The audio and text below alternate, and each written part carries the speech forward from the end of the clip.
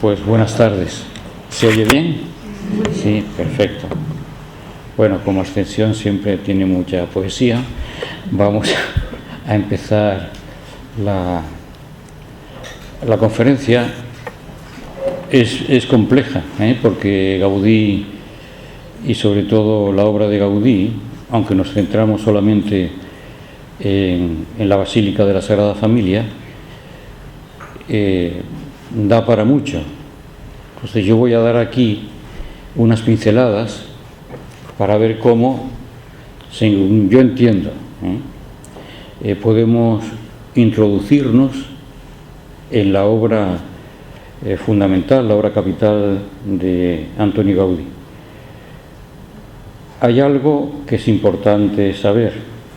De Gaudí se ha escrito mucho, y cada vez más.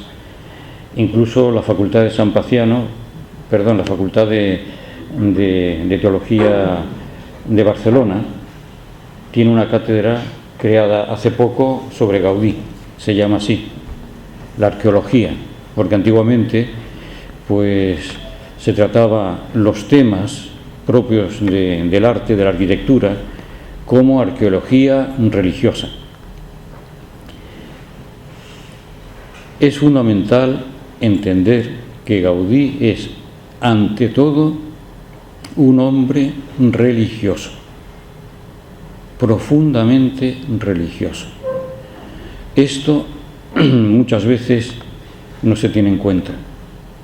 Hay cantidad de estudios, tesis doctorales sobre arquitectura, sobre historia del arte, que tratan de Gaudí.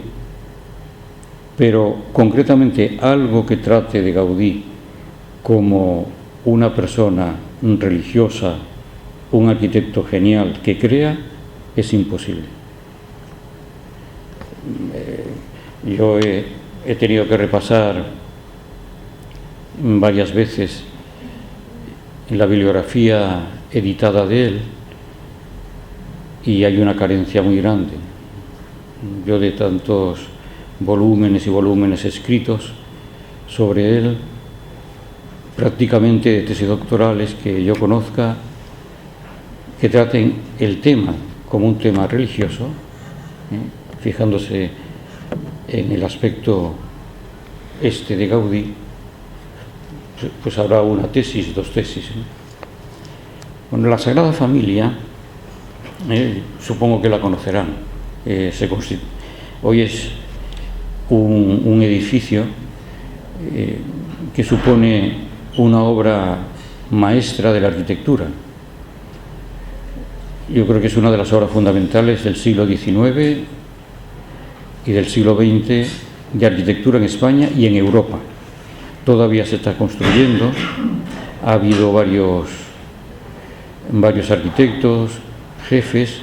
Hoy hay un equipo de arquitectos que apoyan la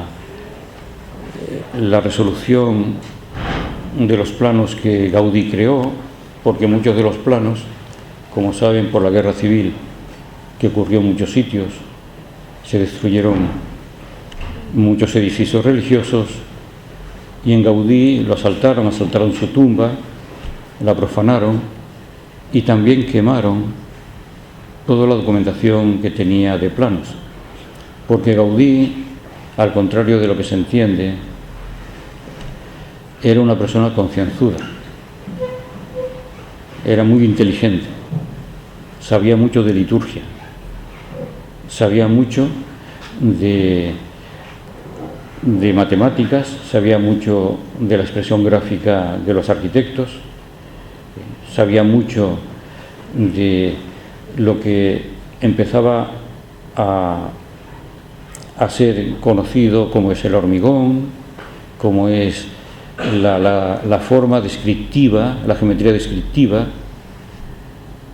y luego esto se apoyaba en la práctica. No tenemos tiempo para explicar cómo calculaba a veces las estructuras con saquitos de arena. Él descubrió, aunque había un arquitecto inglés que lo había hecho antes, el sentido de la parábola. Para la parábola, que es un arco, Normalmente, cuando ponemos una cuerdita y la dejamos caer por su propio peso, forma una curva. Esa curva es una parábola. Si le damos la vuelta y depende de dónde lo apoyemos, pues se crea un arco continuo, que ese arco continuo evita lo que en el gótico y en la arquitectura tradicional se suponía que era fundamental, que era el arco de medio punto y el dintel. El dintel, que es el apoyo entre dos columnas. Ese descubrimiento lo aplicó de una forma muy clara Gaudí en su obra. La Sagrada Familia nace como edificación para pretender mostrar los valores religiosos que residen en la familia católica creyente, teniendo como modelo a la Sagrada Familia, a Jesús, María y José, bajo la vocación especial de San José. En sus orígenes, la Sagrada Familia fue la idea de un librero, nacido en Sant Cugat del Vallès, Barcelona, establecida en una calle. La librería estaba en una calle de Barcelona, la calle La Princesa. Era un hombre muy culto, que creó la Asociación Espiritual de Devotos de San José, y a partir de 1867 empezó a publicar un semanario denominado El Propagador de la Devoción de San José. Ya sabemos que en 1869 la asociación fue agregada a la obra del dinero de San Pedro y gozó de toda clase de bendiciones por parte del pontífice Pío IX. El 8 de diciembre de 1870, por decreto pontificio, fue declarado San José patrono de la Iglesia. Entonces el templo estaba dedicado en principio a San José, pero la intervención de un santo, San José María de Mañanet, hizo que en vez de dedicarse solamente a San José, se dedicase a la Sagrada Familia. Así que el templo empezó a construirse con un arquitecto que se llama Francisco de Paula del Villar en 1877. El templo pertenece al Obispado de Barcelona y se creó una junta del templo para poder controlar las obras. Había otro arquitecto que era Martorell, que conocía a Gaudí, que había creado varias iglesias en Barcelona, donde Gaudí había intervenido también cuando era estudiante, que era un poco el que vigilaba que las obras de la Sagrada Familia fuesen adecuadas a lo que se había pretendido. Se compró un terreno en el ensanche, donde todavía, en el ensanche de Barcelona, que todavía no estaba edificado, era un campo.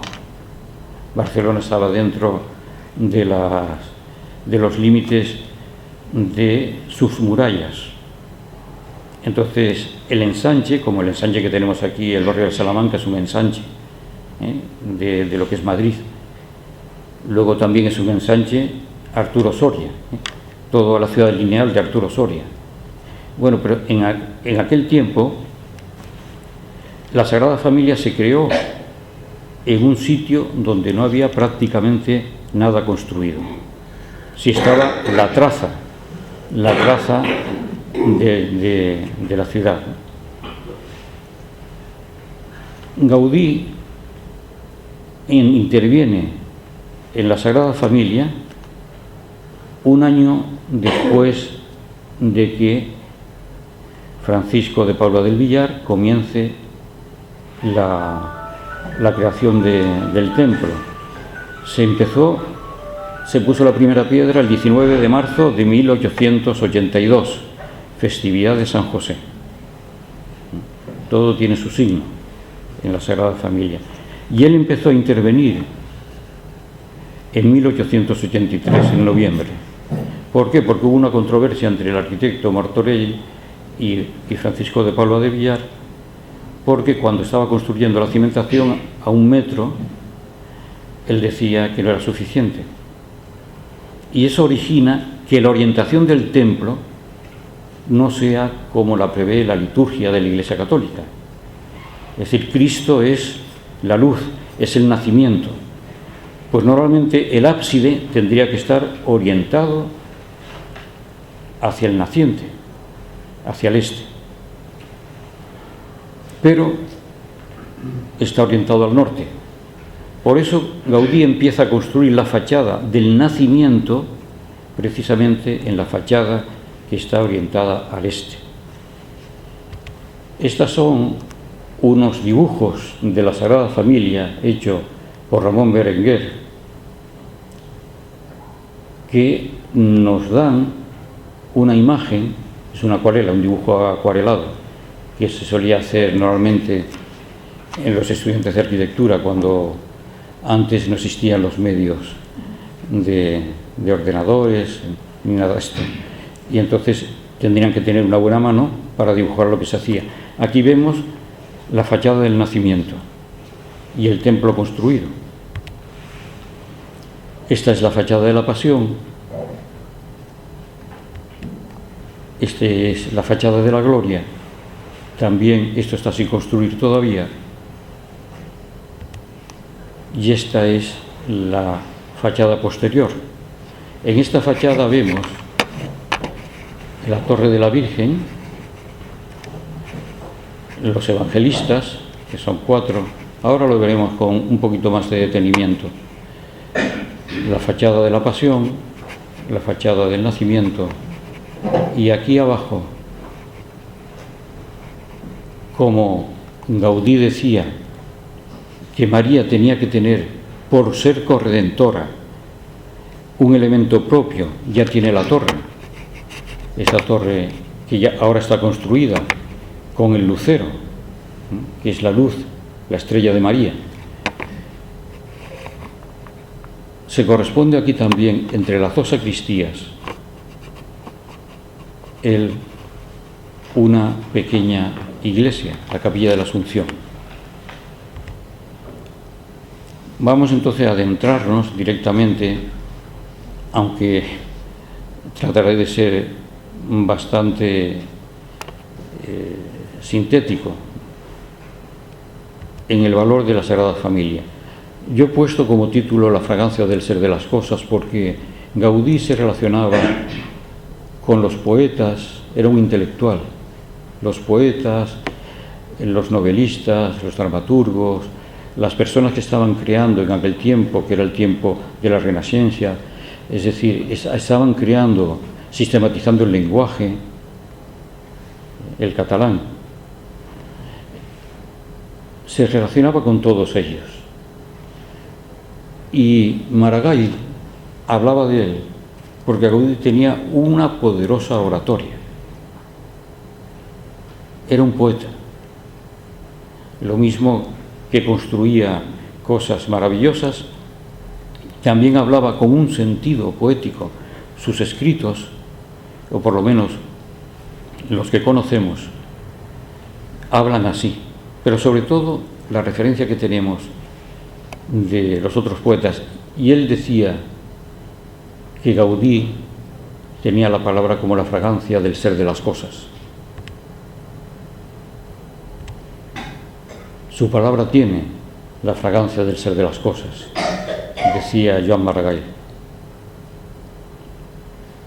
Gaudí nació en 1852 y murió en 1926 de un accidente con un tranvía.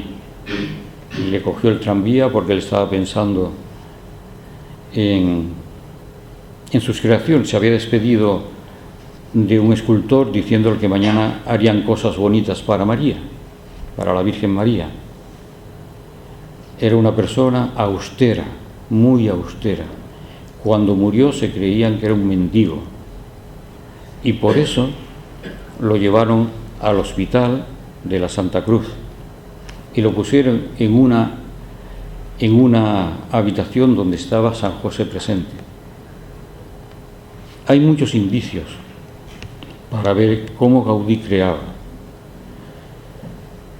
Lo que decíamos al principio lo expreso también. Creemos que la condición religiosa de Gaudí, su relación con Dios en el ámbito de la Iglesia Católica, se constituye en el elemento fundamental para entender su obra y su vida de manera objetiva e integral. Si no, lo veremos como un genial arquitecto, porque lo es, como un creador grande, que recibe el elogio, por ejemplo, de Dalí, de todos, aunque también fue muy criticado en su tiempo, y hasta nosotros cuando empezamos a estudiar arquitectura, yo estudié también, acabé la carrera en Barcelona, era criticado, no se podía hablar de Gaudí, porque estaba presente el racionalismo, nos enseñaban otras formas de entender la arquitectura. Aquí están las plantas de la Sagrada Familia, una planta de cruz latina con 5 naves, 3 naves en el transepto, el ábside y las formas de la planta cenital, que es la del techo, ¿no? Como veis, pone santos fundadores. El ábside está dedicado a los dolores de María y de San José. Aquí se ve, aunque sea un esquema, mejor cómo entiende Gaudí la planta. Se accede a la iglesia, que es la Jerusalén celestial, como dice el Apocalipsis, a través de las virtudes teologales, la fe, la esperanza y la caridad. Por todas las puertas. Los elementos fundamentales, como son las columnas para sostener el templo, están dedicados a los apóstoles y a las diócesis de España. Él entiende el templo como la Jerusalén celestial, y en él hay una liturgia, la liturgia de las horas. Por eso pone en el ábside las vísperas, en la entrada principal que da a la calle Mallorca los Maitines, en la puerta que da al nacimiento las completas, y en la puerta que da a la pasión los laudes. Hay que entender también una cosa, que es que el lenguaje del arte, a través de la belleza, utilizando la imagen, permite completar el paradigma racional en una visión racional de la teología. La teología no solamente tiene que ser racional, tiene que entrar también a través del arte.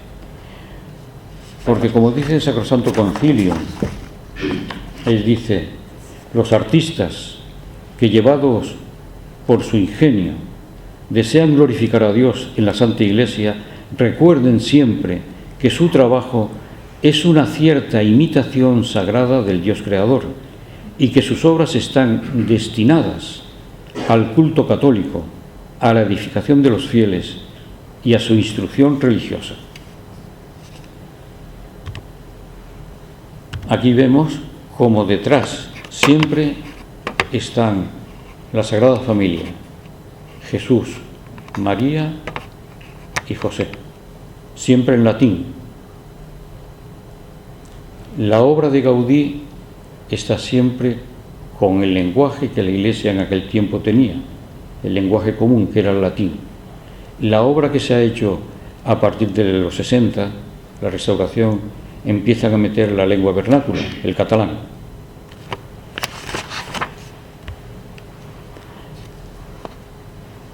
Como líneas metodológicas tenemos que ver 3 cosas. La relación como característica constitutiva de toda existencia y de toda vida. Gaudí habla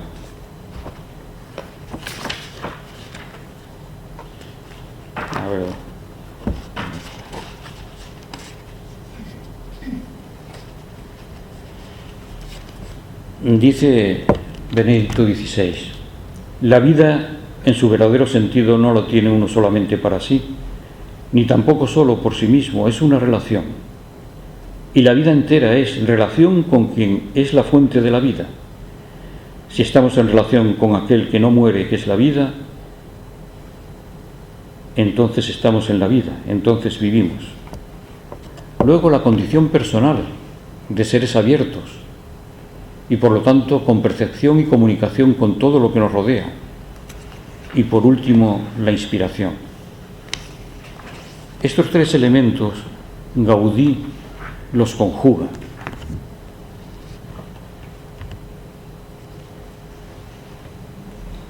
Yo he seguido como clave de interpretación para entender a Gaudí algo que Benedicto XVI manifestó cuando consagró el Templo de la Sagrada Familia como basílica.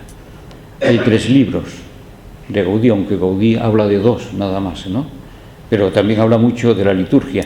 Hay 2 libros, el libro de la naturaleza, de lo que él aprendió y continuamente lo expresa en todas sus obras, la naturaleza, y el libro de la Sagrada Escritura, que Gaudí lo conocía perfectamente, y por supuesto el libro de la liturgia. El escrito de Gaudí, llamado Manuscrito de Reus, que es lo único que él escribió, lo empezó a escribir cuando tenía 21 años y estaba cursando el 2º año de arquitectura. Nos introducirá en el origen teórico de su reflexión sobre la arquitectura y especialmente la arquitectura religiosa, y nos dará indicios de su vida de fe. Estos son apuntes que voy dejando porque el manuscrito de Reus está publicado. Los grandes biógrafos de Gaudí hablan sobre él, ¿no? Extraemos del escrito las siguientes categorías arquitectónicas y artísticas usadas por Gaudí. La situación, que la define como relación; el carácter, que lo define también como ornamentación. La situación, ¿dónde está situada la Sagrada Familia? En medio del ensanche. Ahora se ve que está todo edificado, pero en aquel tiempo no. La Basílica de la Sagrada Familia tiene 3 fachadas y tiene 18 torres, 4 por fachada, que corresponden a los apóstoles, 4 evangelistas que rodean a la Torre de Cristo, la Torre de María y la Torre de Cristo. Y está rodeada por los santos y santos fundadores.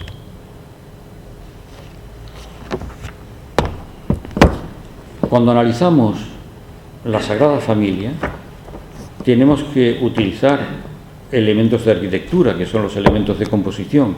Entre ellos está la simetría. Hay un eje de simetría principal en la fachada del nacimiento. Hay ejes de simetría secundarios. La simetría es como tenemos una simetría en la cara, aunque no es, si doblamos una parte de la cara sobre la otra, tiene que coincidir. Un ojo sobre el otro ojo, las orejas, etcétera. Pues aquí igual. El eje principal de simetría, como buen geómetra que era Gaudí, está en el centro de la fachada del nacimiento. ¿Dónde sitúa los elementos iconográficos fundamentales de la Sagrada Familia? Sobre el eje principal de simetría. Y hay también un elemento que es un eje horizontal, donde yo digo denotativo y connotativo, luego lo veremos un poquito más. Lo denotativo son los hechos propios del Evangelio, la historia.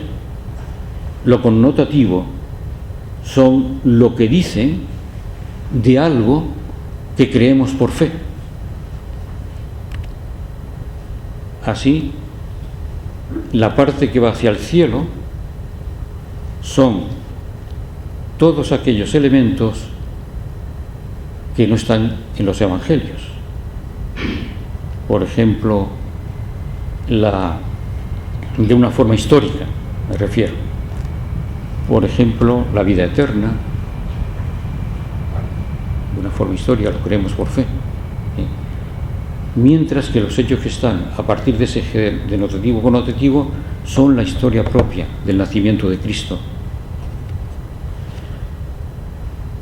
Por eso, ahora lo veremos un poquito más. Hay 3 portales siempre para entrar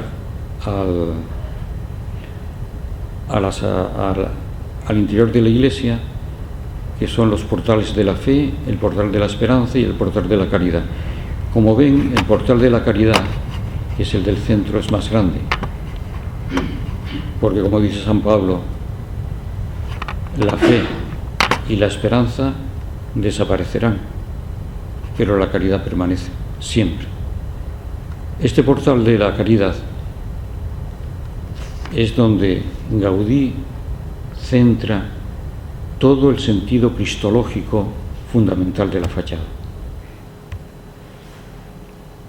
Aquí vemos lo que yo decía de los ejes connotativo y denotativo, ¿no? La parte inferior son los elementos, por ejemplo, los desposorios de San José y la Virgen, San José con Cristo, la huida a Egipto, la anunciación,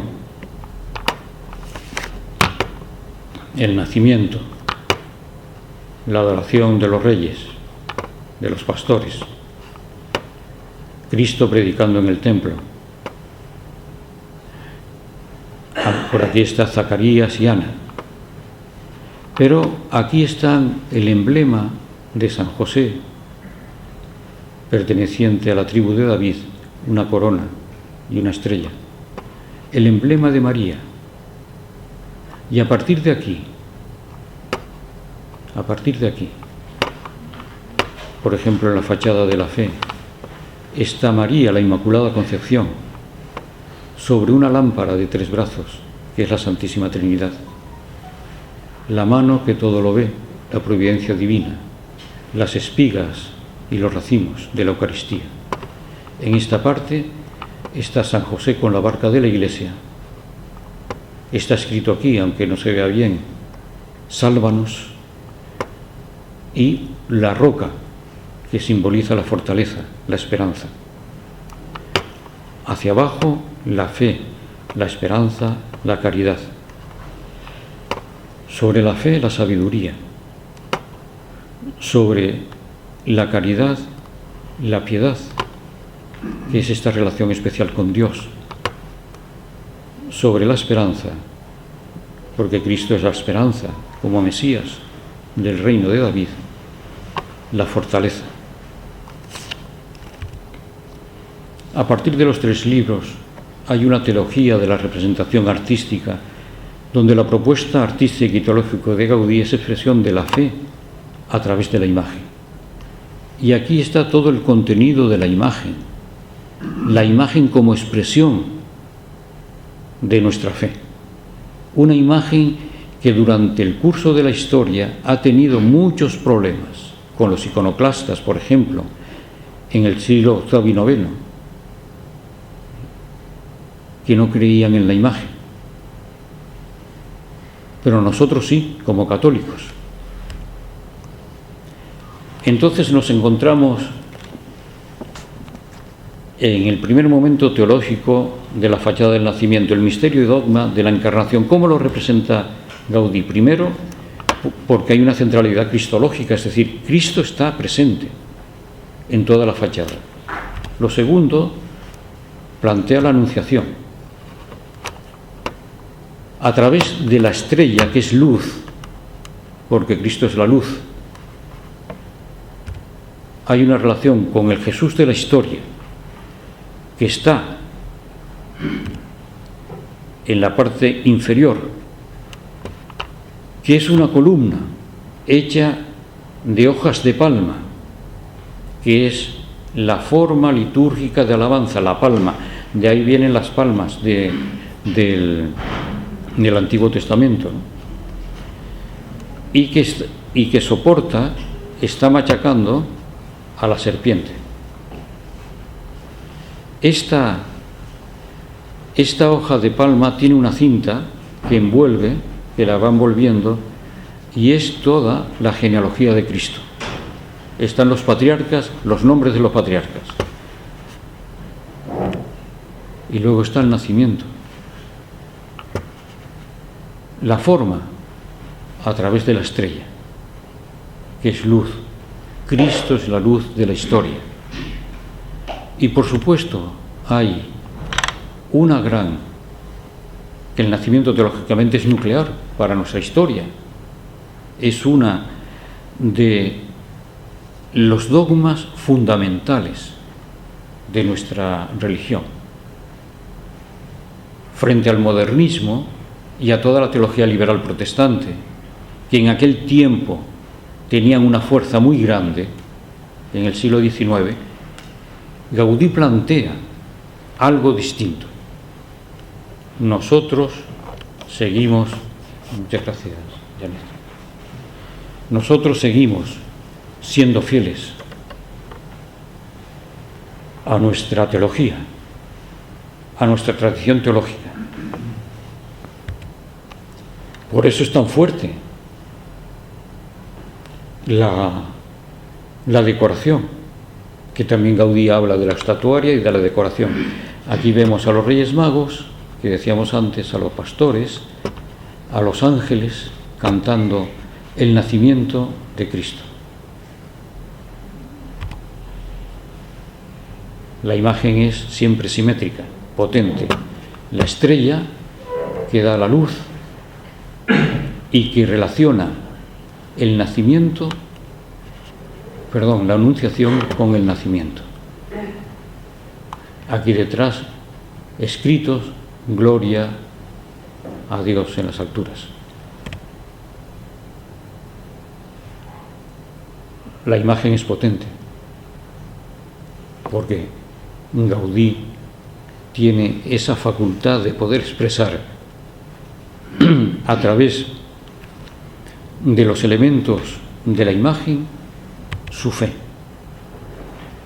Como veis, la piedra se transforma en algo que no es pesante, sino que es ligero, ¿no?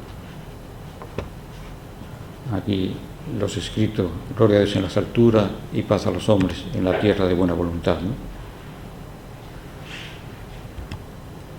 A partir de los 3 libros hay una teología de la recapitulación en Cristo, es decir, todo vuelve a Cristo, manifestada por medio de los misterios de la vida de Cristo, de la eclesiología. La eclesiología, ¿por qué? Porque está concebida la Sagrada Familia como la Iglesia. De los sacramentos, porque los sacramentos están presentes también en las fachadas y en el interior, por supuesto, ¿no? El segundo momento teológico de la fachada del nacimiento, el misterio dogma de la humanidad y divinidad de Cristo. ¿Cómo lo representa? Por el nombre, la teología del nombre del Señor. Jesús, hominum salvator, Jesús salvador de los hombres. Es el nombre sobre la cruz, no es un crucifijo, es el nombre de Cristo sobre la cruz. Es muy distinto.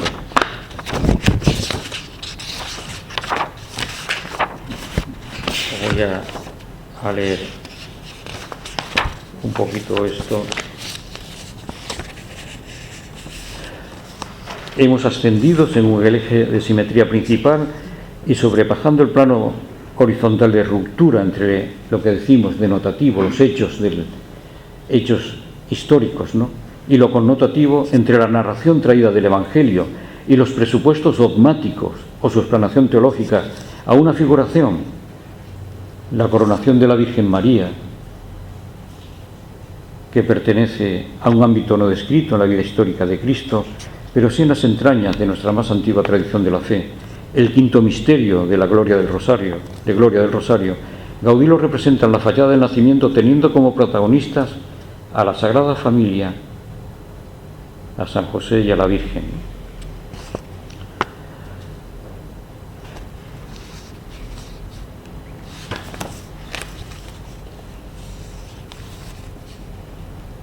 El anagrama, este anagrama, con el nombre destaca en primer lugar superpuesto sobre la cruz. y lo flanquean las letras, aquí no se ven, pero que están a la izquierda, Alfa y Omega, principio y fin. Cristo es el principio y fin de la historia. Además, esta cruz señala a su vez a otro símbolo, ya que sus 4 brazos, estos 4 brazos, aquí está el Alfa y la Omega, los 4 brazos resultan de abrir el fruto del ciprés que está arriba. El fruto del ciprés, cuando lo abrimos, se transforma en cruz. Por tanto, esta cruz, a la vez de enlazar estética y físicamente con el ciprés situado en el nivel superior, participa de la simbología, la vida eterna, lo perenne, la fidelidad.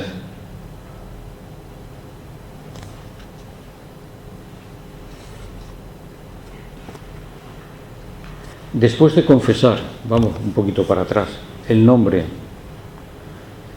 de Cristo, que es Dios, situadas esculturas que son símbolos.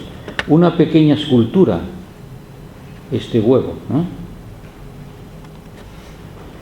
Menos perceptible desde la calle, pero de gran contenido teológico y esencial para nuestra fe, pues pregona la resurrección de Cristo, el huevo de Pascua, la resurrección de Cristo.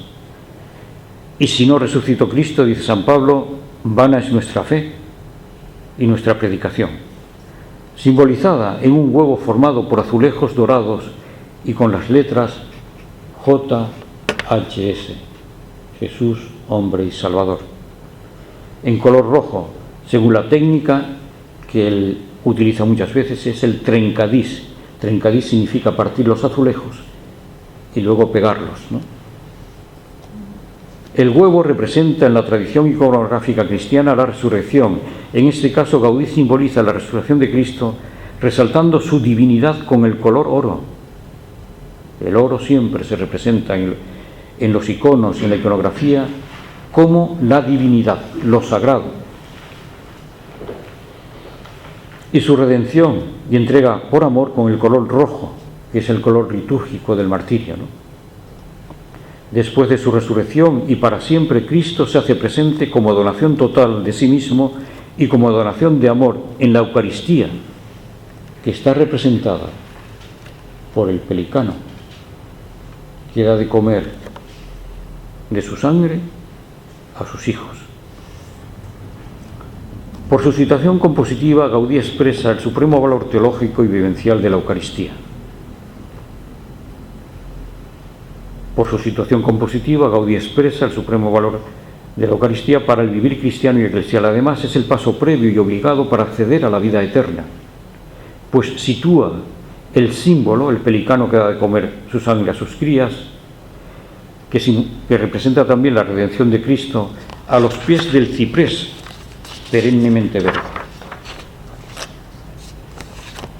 Y entramos entonces en el tercer momento teológico de la fachada de la Sagrada Familia, que es el misterio dogma de la Santísima Trinidad y de la vida eterna. Gaudí representa la vida eterna como este ciprés, que se accede por esas escaleras a través de la Eucaristía y de reconocer que Cristo es hombre y Dios. Este ciprés, donde están los bienaventurados, representado por estas palomas de alabastro, lo culmina la Tau, que es Dios, que lo abraza una cruz dorada y el Espíritu Santo.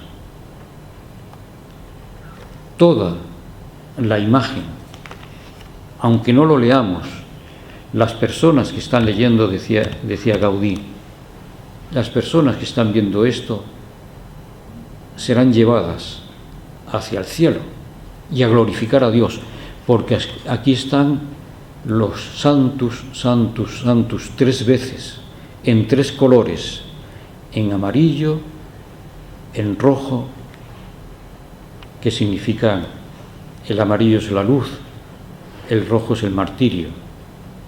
Sanctus, Sanctus, Sanctus. Y el Espíritu Santo, que es también el blanco. Una teología en especial del sacrificio eucarístico y de la liturgia. Y pasamos a la fachada de la pasión. Quedan 10 minutos. Queda mucho por ver, pero lo siento. La fachada de la pasión, Gaudí la dibujó enteramente.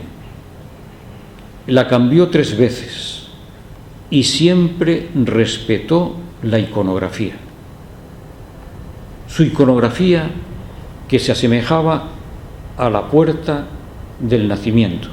¿Cómo se entra a la iglesia, a la Jerusalén celestial? A través del sacrificio de Cristo, que es la crucifixión. Hoy han hecho otra cosa, porque quien creó la actual disposición iconográfica no entendía, no se respetó a Gaudí.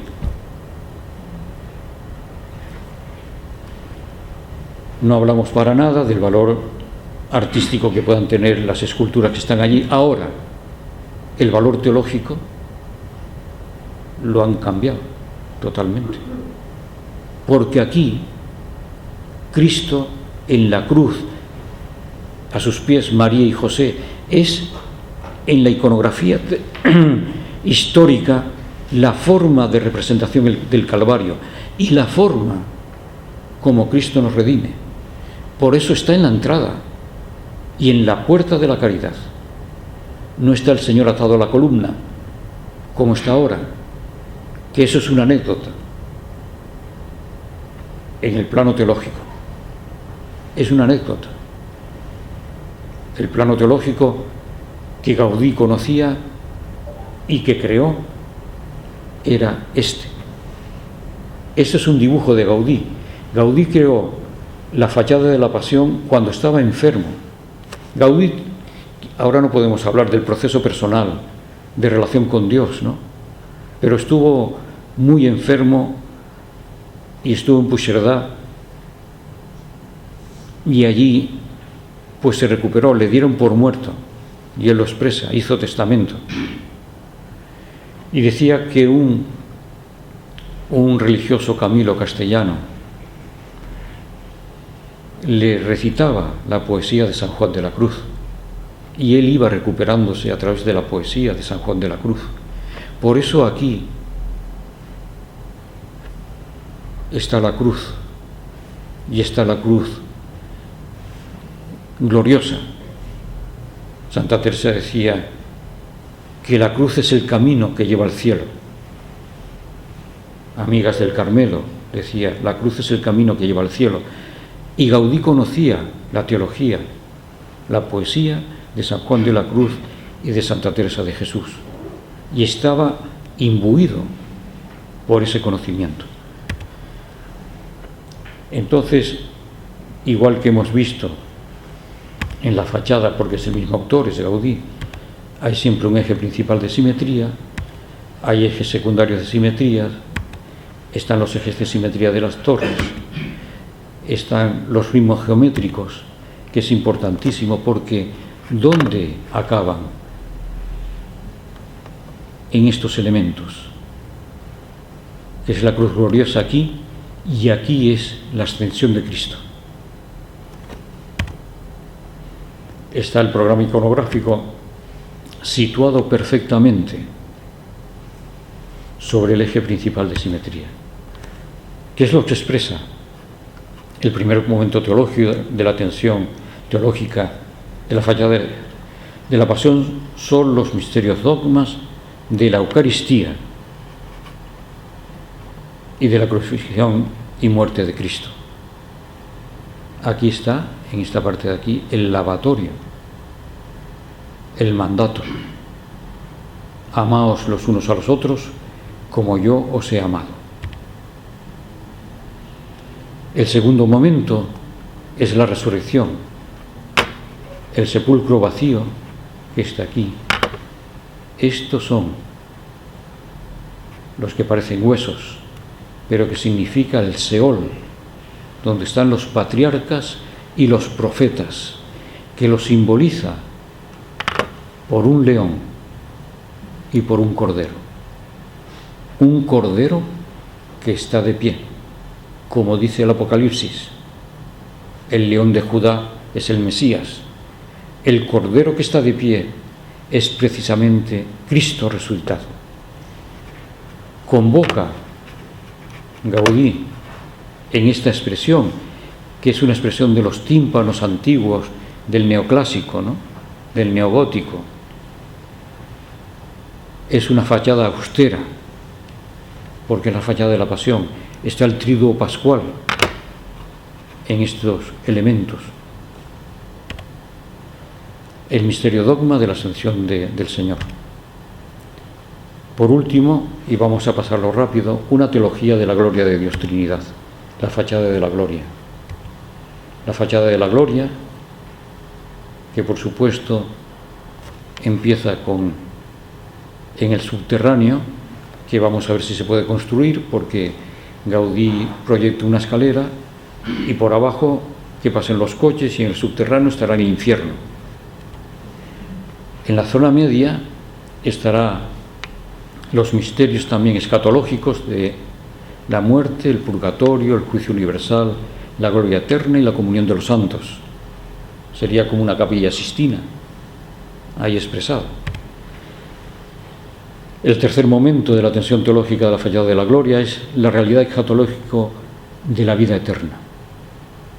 El trono de Dios, la presencia de Dios, la nube que se expresa desde el Antiguo Testamento como la gloria de Dios, la nube del monte Tabor, la nube que seguía guiando a los israelitas que salían de Egipto y que estaba posada sobre el santuario, la tienda. Aquí la señala Gaudí como el lugar donde está Dios. Esa es la nube, y en la nube el credo. Por eso aquí vemos el Padre, el Hijo y el Espíritu Santo en el eje principal, la Sagrada Familia, con Cristo ya entronizado, María y José a su derecha e izquierda, el Padre Eterno en la bóveda, la nube, que es este elemento azul, las jerarquías angélicas, que son todas estas cisternas, los dones del Espíritu Santo que están aquí en las columnas. Todo esto se está estudiando ahora, cómo hacerlo. A lo mejor también hay alguna modificación teológica. Y una teología del templo como lugar sagrado, trono de Dios, Trinidad. El templo lo concebía como un bosque, la naturaleza. Entonces vamos a ir rapidillo porque ya es la hora, ¿no? Pero aquí el altar como centro litúrgico y teológico, trono de Cristo.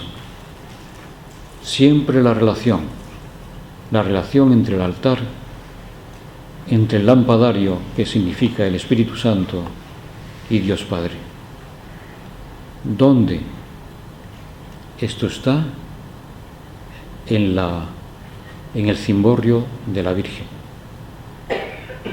que es interiormente, es un hiperboloide.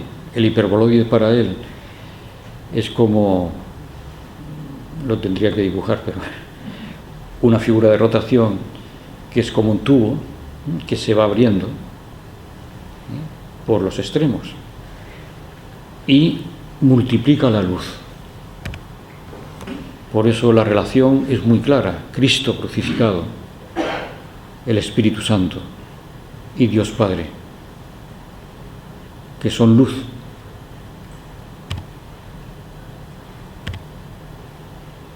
Bueno, estos son ya, bueno, los apóstoles son obispos, ¿no? Bueno, pues los obispos tienen la mitra, tienen el báculo y tienen el anillo.